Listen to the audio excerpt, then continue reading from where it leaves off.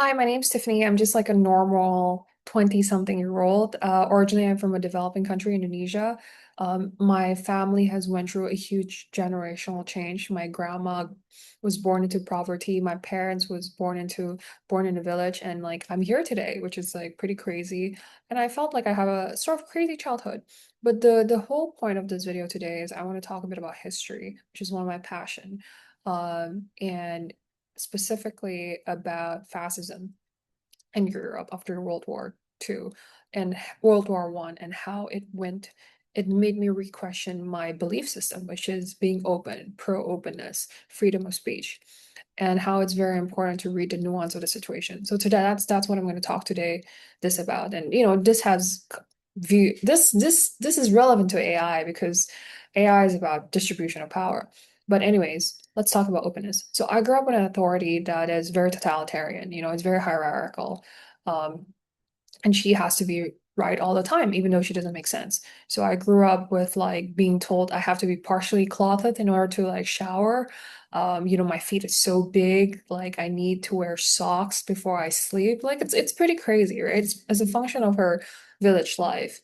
And I think that the biggest stress to me was when she paid for my brother's education, but she believed that, for a woman, that education is not that important, despite the fact that I got top enrolled in mathematics in A levels, and despite the fact that I skipped 1 year of high school because I'm intelligent. But so yeah, so I was kind of salty about the situation, and I worked really, really hard in order to like fully fund and get scholarship and living costs and paid everything myself as a high school, as a university student. And that was a very, very difficult period of my time. But it's a function of her belief system. And she was not willing to update her belief system because the world has changed so much since the 1960s, and she's born in 1945. So yeah, I was very into pro balance of power, anti-totalitarian. I always believed that if power is held with one person, it's going to go really bad. Until I read Knowledge and Decisions by Thomas Sowell, and he challenged me. This book challenged me because on a context of fascism, after World War One, Weimar Germany and liberal Italy allowed characters like Hitler and Mussolini coming to power throughout legal means. And that was a period of time where, one, there was a Bolshevik revolution, which means that a lot of these rich people in Russia kind of had to escape from Russia. And that made a lot of landowners in parts of Europe really, really scared about a socialist uprising. And the second thing, there was also the Great Depression, which really impacted like a lot of people. It really wiped out the middle class savings, which so it's a terrible, terrible situation. And Germany had hyperinflation. They just got out of World War One. They were imposed like really, really bad war debts, which John Maynard Keynes kind of like outspokenly, vehemently went against, uh, and said like this is going to have some social repercussions, those kind of stuff. And so, fascism turned out years later to be really bad, like really bad for people and really bad for society. And I think we as a society kind of learned those lessons. But but it shows that democracy at a period where the economic situation is really, really bad really caused politics to polarize.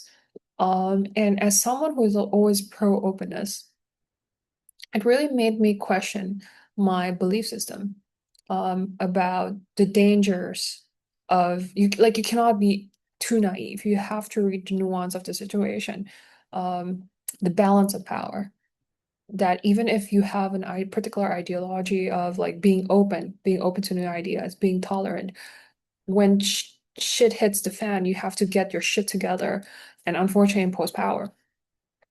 So that was what really made me think. It challenged my view. And the second book that really challenged my view is Anna Karenina Tolstoy. So when I was in my trading floor, like I was told a lot. I was like a bit crazy in a good way, like eccentric and creative, a bit in my own world. But that's because like I'm very honest and I'm just like, I'm just gonna do whatever I want as long as there's a logic behind it. And, I really like to derive knowledge a priori, which is knowledge derived from reason, and not just a posteriori, which is knowledge derived from observations of society. Like that's not just the only game that I play. I prefer logic and reason as a function of childhood. Um, and I was like, oh, society doesn't really care, which is true. But Anna Karenina really challenged me that because you get challenged in a way that, you know, whatever your action is, and you think that you don't have social repercussions, it can be really, really, really, really bad. Maybe you're just being naive. And so, yeah, that really challenged my view of like being open and honest and putting yourself out there and not caring about what people think. It really, really challenged my views. So those are like the two things. And I think at the end of the day, what I'm trying to say here is that it's very important to read the nuance of the situation. It's very important to let go of your long-term health positive beliefs um, when dangerous situations arises. So yeah, that's just some of my sharing. Thank you.